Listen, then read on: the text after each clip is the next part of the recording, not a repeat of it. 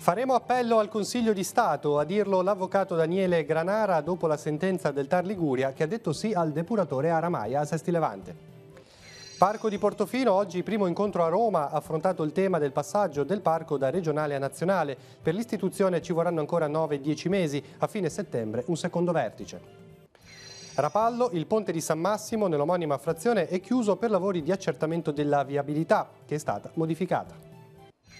Maria ci richiama ad essere uomini e donne dal cuore grande, così Monsignor Corrado Sanguinetti, celebrando la messa per Nostra Signora del Carmine a Lavagna, ieri sera la processione per le vie della città.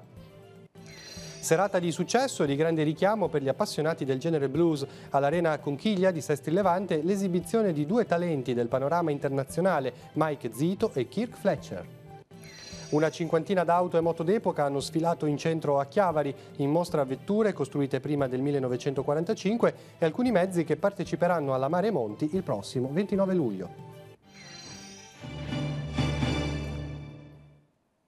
Buonasera a tutti, bentornati a Tiguglio Oggi. In apertura andiamo a Sestri Levante. La battaglia legale relativa alla costruzione del depuratore nell'area di Ramaia non si ferma con la sentenza del TAR che di fatto ha respinto il ricorso del comitato di Fossalupara. L'avvocato Daniele Granara infatti ha annunciato che farà appello al Consiglio di Stato. I dettagli nel primo servizio. Il TAR Liguria ha detto sì al depuratore a Ramaia, ma la battaglia legale non si ferma qui. Faremo sicuramente ricorso al Consiglio di Stato, dice infatti l'avvocato Daniele Granara, che difende i ricorrenti del Comitato per la salvaguardia del territorio di Santa Margherita di Fossalupara e altri privati. Secondo Granara, il respingimento del ricorso da parte del TAR è avvenuto in modo opinabile e contestabile. Nel ritenere la scelta di Ramaia dannosa e sbagliata, prosegue Granara, saranno ora i giudici di Palazzo Spada a decidere sulla fondatezza del ricorso. La sentenza non ci ha colti impreparati, spiega anche la presidente del comitato Donatella Berca. Sapevamo che soprattutto le questioni economiche avrebbero ostacolato le nostre motivazioni. Il giudice, infatti, nel rigettare le censure presentate, ritenendole infondate o non condivisibili, ha valutato in primis la preoccupazione di un ritardo nella costruzione del depuratore, con il rischio di un'elevata sanzione europea. In questo senso, la sentenza, così come riportata dal comune di Sesti Levante, dice che la preminenza attribuita dalla città metropolitana ai terreni di Ramaia non appare illogica. L'iter per la costruzione dell'impianto dunque va avanti, commenta invece il sindaco Valentina Ghio, e se il comitato di Fossalupara ancora non ha fissato la data per una prima riunione sul tema, il primo cittadino si dice disponibile a qualunque confronto, purché costruttivo. Ma io mi auguro che anche questo passaggio dove è stato messo un punto rispetto alla definizione di alcuni aspetti aiuti a promuovere una maggiore condivisione. E da questo punto di vista la mia porta è sempre aperta e anzi sono convinta che se arrivano proposte, indicazioni da parte dei cittadini che vivono la zona di Ramaia sia sicuramente un aiuto per tutta la progettazione. Io sono ben disponibile a recepirle, a confrontarmi con loro per cercare di arrivare davvero a soluzioni condivise. È stata quella di oggi una giornata di rallentamenti e disagi in autostrada, ad esempio già questa mattina verso Genova per traffico intenso e poi oggi nel primo pomeriggio verso le 14:30 la squadra dei Vigili del Fuoco di Bolzaneto è intervenuta in A7 in direzione nord per l'incendio di un camion. Per cause in via di accertamento il mezzo pesante ha preso fuoco e in poco tempo le fiamme hanno avvolto l'intero mezzo, vedete le foto. L'autista è riuscito a mettersi in salvo, per spegnere il rogo in sicurezza è stato necessario chiudere l'autostrada per mezz'ora. Sul posto è giunta anche l'autobotte per la riserva idrica, almeno 2 i chilometri di coda. In Consiglio regionale si è parlato dei disservizi sulla linea 15 ATP da Chiavari a Genova. Sergio Rossetti del PD ha presentato in merito un'interrogazione con la quale ha chiesto alla Giunta di migliorare e potenziare il servizio.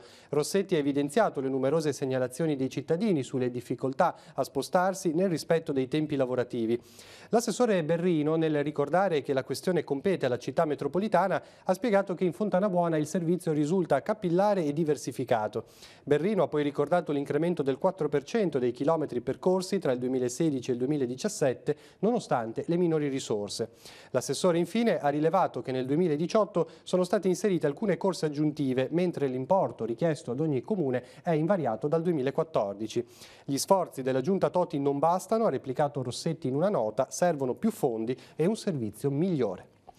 Cambiamo tema, missione a Roma oggi dei sindaci di Santa Margherita Ligure, Portofino e Camogli per affrontare il tema del passaggio del parco di Portofino da regionale a nazionale. Con l'insediamento del nuovo governo infatti l'iter burocratico deve ripartire, il prossimo step sarà a fine settembre. Sentiamo l'intervista.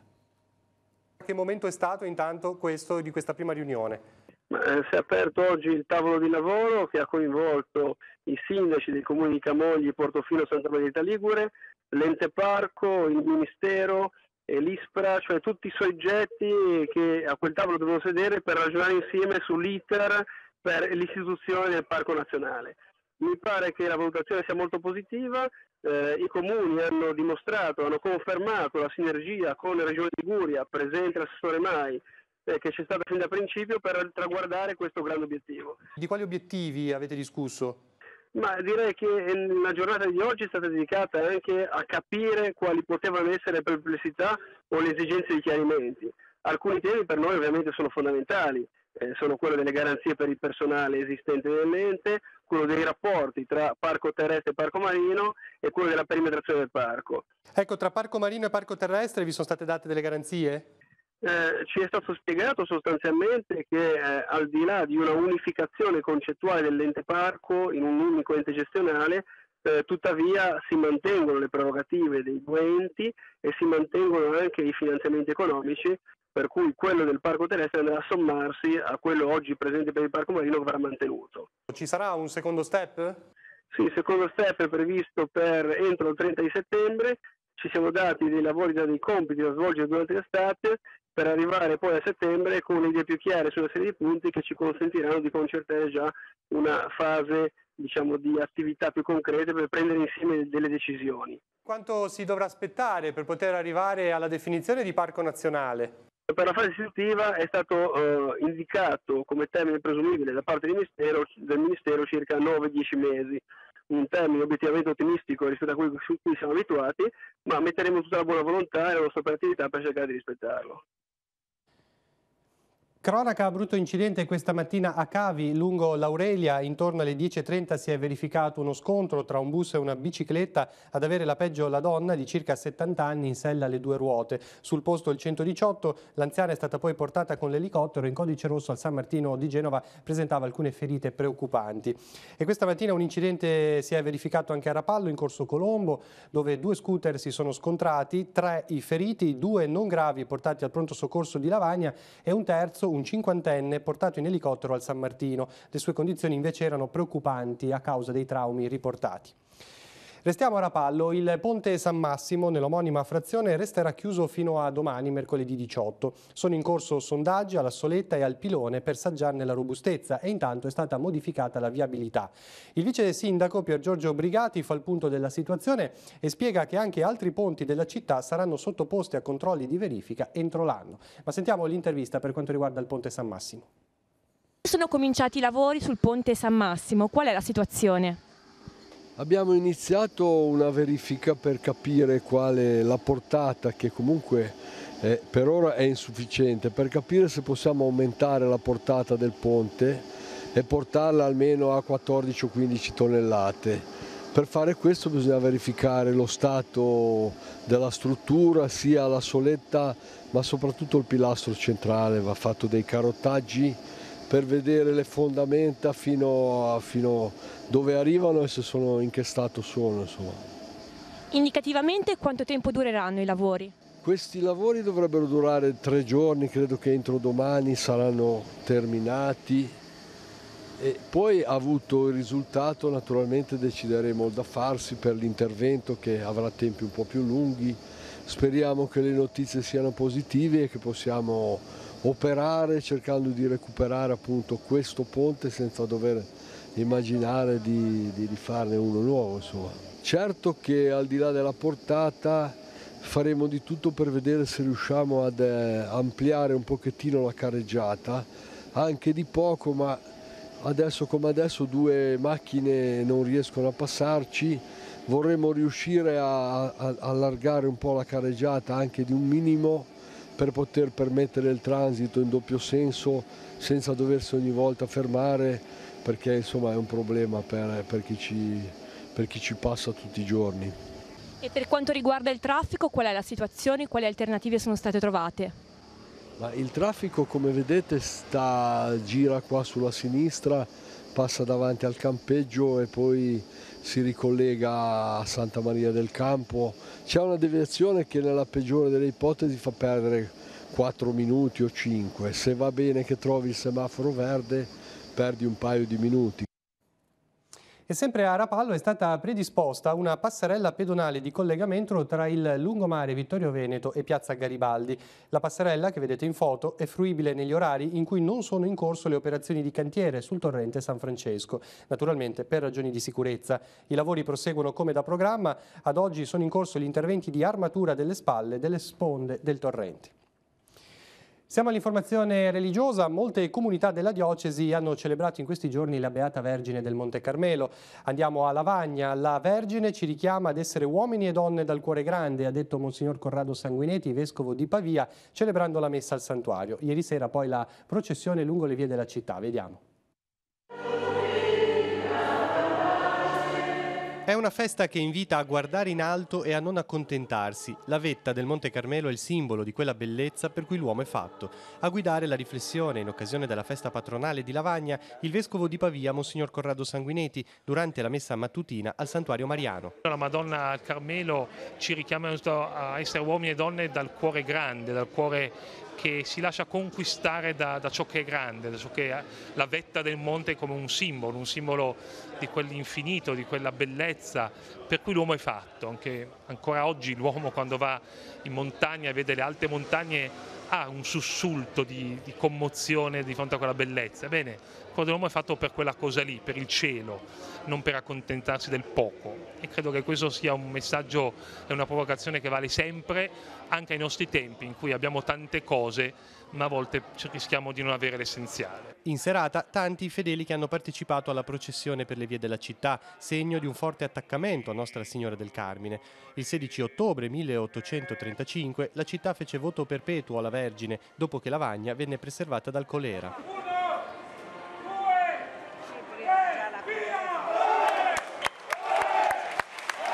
Ancora oggi a Lavagna c'è un legame forte con Maria. Monsignor Sanguinetti ha messo in luce l'importanza di questo rapporto che ancora oggi segna il cammino della famiglia religiosa dei carmelitani e di tanti fedeli. E poi sappiamo che alla Vergine Carmelo è legata anche la devozione allo scapolare, questo segno, come dire, semplice di appartenenza.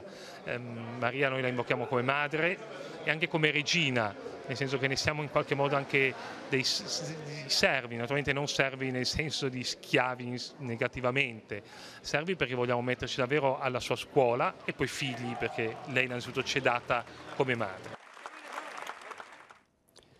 Prosegue il cammino di preparazione alla festa di Nostra Signora del Carmine per la parrocchia di Santo Stefano del Ponte a Sestri Levante. Giovedì 19 luglio alle ore 21 è in programma la processione al cimitero con l'arca di Nostra Signora del Carmelo. Seguirà l'omelia con la benedizione di tutti i defunti. La conclusione sarà in chiesa con l'adorazione e la benedizione eucaristica. La Giannellina Suor Letizia Gasparini ha celebrato domenica 60 anni di professione. La religiosa, che di anni ne ha 80, è stata festeggiata durante la messa di mezzogiorno nella chiesa di San Giovanni Battista a Chiavari, luogo dove fu arciprete Sant'Antonio Maria Gianelli, fondatore della congregazione. Intanto vedete alcuni scatti. Alla celebrazione c'erano alcuni ex studenti del collegio di Piacenza, dove Suor Letizia ha lavorato per numerosi anni. Siamo alla cultura. Nel panorama delle iniziative estive a Sestri Levante si colloca un appuntamento tradizionale che richiama ogni anno numeroso pubblico. È il Festival Blues and Soul, una serata unica con nomi altisonanti nel panorama artistico nazionale. Sentiamo Cristina Oneto. Anche nella versione estiva il Festival Blues and Soul si conferma una rassegna di richiamo con nomi altisonanti di questo genere musicale. All'Arena Conchiglia di Sestri Levante si sono esibiti il chitarrista Mike Zito e un grande interprete della musica soul come Kirk Fletcher, che per il tour estivo ha potuto avvalersi del supporto e dell'energia della band The Gamblers. Pubblico incantato dalle melodie in uno stile unico ed inconfondibile.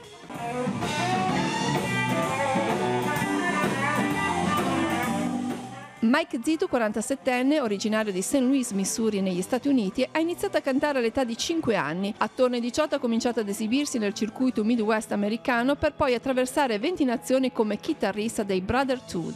Dotato di una straordinaria tecnica chitarristica, nel 2017 si è guadagnato ben 2 nomination al Blues Music Awards. Per Kirk Fletcher la vocazione musicale nasce in famiglia. Accanto al fratello Walter ha iniziato a suonare la chitarra a 8 anni nella chiesa del padre. Ritenuto uno dei maggiori interpreti del genere musicale, il suo canto non ha mancato di suscitare brividi anche agli spettatori sestresi, che hanno potuto apprezzare il suo approccio al blues moderno e al tempo stesso autentico. L'incontro con la band granitica dei The Gamblers ne ha fatto nascere uno show esplosivo.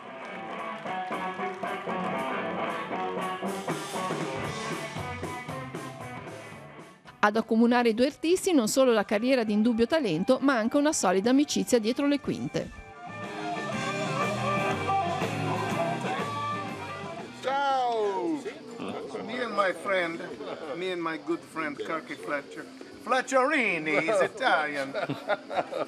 Pasta fazool. Lasagna.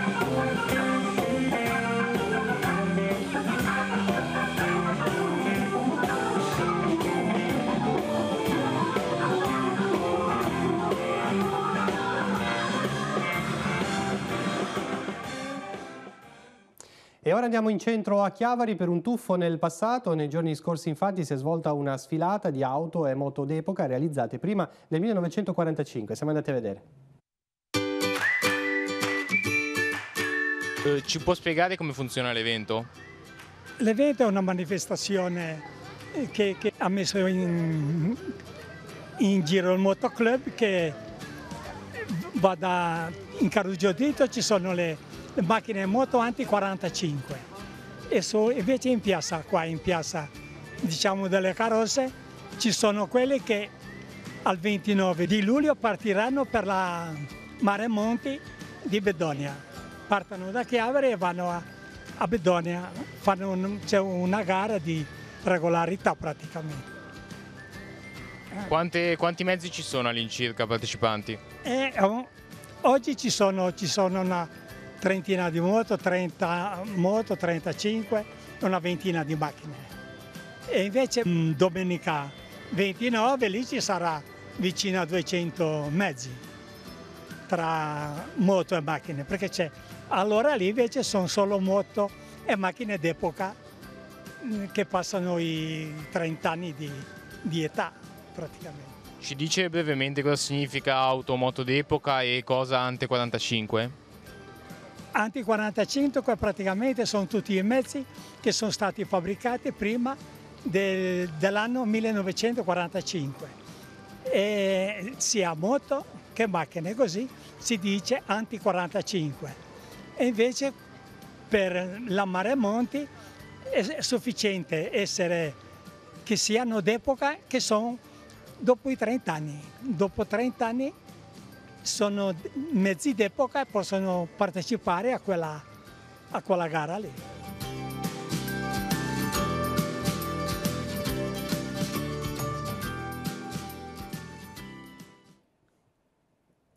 Buona notizia per il turismo ligure. La spiaggia dei Balzi Rossi di Ventimiglia e quella di San Fruttuoso di Camogli sono state inserite nella classifica delle 7 spiagge spettacolari redatta dalla rivista statunitense Forbes. Dichiara l'assessore regionale Gianni Berrino, e un'altra apprezzatissima attestazione alla nostra regione ricevuta dalla stampa estera dopo le recensioni lusinghiere dell'Independent, del País e del Guardian. A Cavi di Lavagna questa sera prende il via la prima serata estiva di Assaggia Cavi, in programma in passeggiata nel centro di Arenelle. Si tratta dell'8ª edizione con specialità gastronomiche e musica per tutti. È previsto un servizio di bus navetta gratuito dalle 19:30 alle 23:30 con partenze da Piazza Nazario Sauro e dal distributore di benzina di Arenelle ogni 15 minuti. Per questa occasione la banca BPM ha donato 2 defibrillatori per Cavi Arenelle e Cavi Borgo. Gli strumenti saranno installati nei 2 centri. Presto, comunica il CIV, partirà il progetto Lavagna Cardioprotetta con altri defibrillatori installati nel capoluogo. E in caso di emergenza non farti trovare impreparato è lo slogan con il quale la Croce Rossa di Cogorno lancia un'iniziativa che si terrà domani dalle 18 alle 21 nell'area davanti al supermercato Basco di San Salvatore di Cogorno.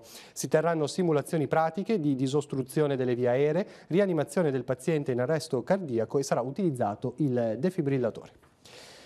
E ora parliamo dello spettacolo teatrale Lisistrata, Donne per la Pace, è andata in scena all'Hotel Residence di Moneglia. A rappresentarla il locale gruppo artistico teatrale con la regia di Maria Grazia Rebuzzi.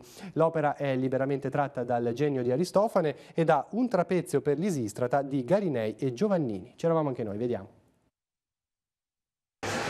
Io finalmente ho trovato la mia vera strada, ho trovato la mia missione. Io sono utile al mondo. La storia di Lisistrata è quella di una donna che desidera la pace. Per farlo è pronta a sacrificare il proprio piacere e quello delle sue concittadine per convincere gli uomini alla pace duratura. La commedia, scritta da Aristofane, è ambientata ad Atene nel 411 a.C., ma la ricerca della pace è un tema attuale. A portarne in scena una rivisitazione è stato il gruppo artistico teatrale di Moneglia. Siamo un gruppo a livello amatoriale che ci incontriamo molto anzi diciamo che siamo abbastanza vivaci perché non ci fermiamo un momento, finito uno spettacolo cerchiamo subito di metterne in piedi un altro per poter organizzare, perché soprattutto noi diciamo la nostra finalità è stare assieme, per vivere assieme un momento bello, occupare il tempo in maniera di divertimento però anche di un certo impegno, ma soprattutto anche per finalizzare gli spettacoli. Noi di solito finalizziamo tutti i nostri spettacoli ad opere benefiche. Le offerte andranno infatti all'ospedale Mama Ashu di Chacas in Perù. Questo è finalizzato alla raccolta fondi per il gruppo dell'associazione Matto Grosso che opera in Perù.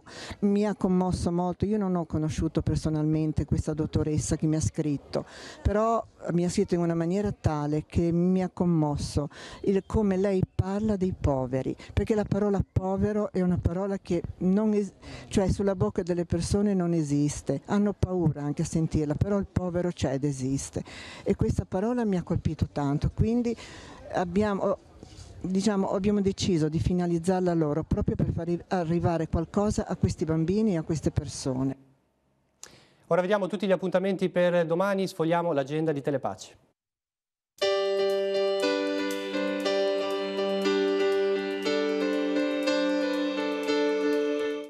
Appuntamenti in agenda per mercoledì 18 luglio. Alle 17:30 a Lavagna, per le vie del centro, si terrà la sfilata inaugurale del torneo di calcio dei Sestieri. Prosegue il 5 Terre Art Festival. Tullio Solenghi porterà Odissea e Penelope. Lo spettacolo si terrà alle 20:30 a Punta Bonfiglio, nel comune di Manarola. L'Arci Ragazzi Tigullio organizza una lettura musicata a cura del gruppo giovanile della banda di Lavagna. In piazza Ravenna a Lavagna dalle ore 20:30. Alle 21, all'ex convento dell'Annunziata di Sestri Levante, si terrà la commedia teatrale Mannesi in Ten Manneso di Enrico Scaravelli, promossa dal Museo Archeologico della città. E infine, all'Oratorio Sant'Erasmo di Sori, alle ore 21, il pianista Scipione San Giovanni eseguirà in concerto la sonata in Do maggiore di Mozart, i quadri di un'esposizione di Mussorgsky e una sua composizione.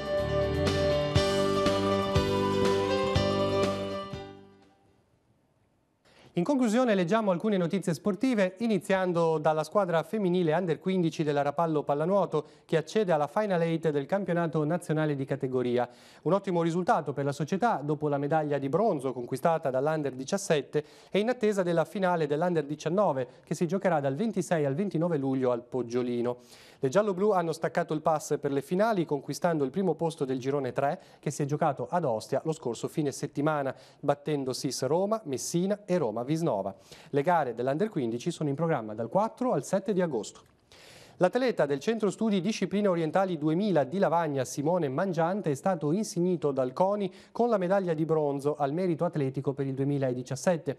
Un riconoscimento prezioso che conferma l'alto livello sportivo di Mangiante. E ora, spiega il maestro Luca Ghinolfi, attendiamo la comunicazione della segreteria federale per conoscere i nomi degli atleti italiani scelti per partecipare a settembre ai campionati del mondo in Bulgaria. 3 o 4 atleti della società lavagnese infatti potrebbero entrare nel team nazionale.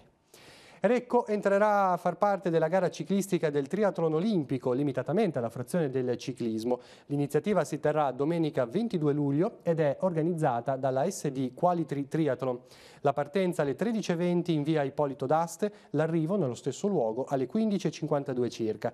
Il percorso interesserà i comuni di Recco, Avegno, Uscio, Moconesi e Lumarzo. La manifestazione ha ricevuto l'autorizzazione della città metropolitana.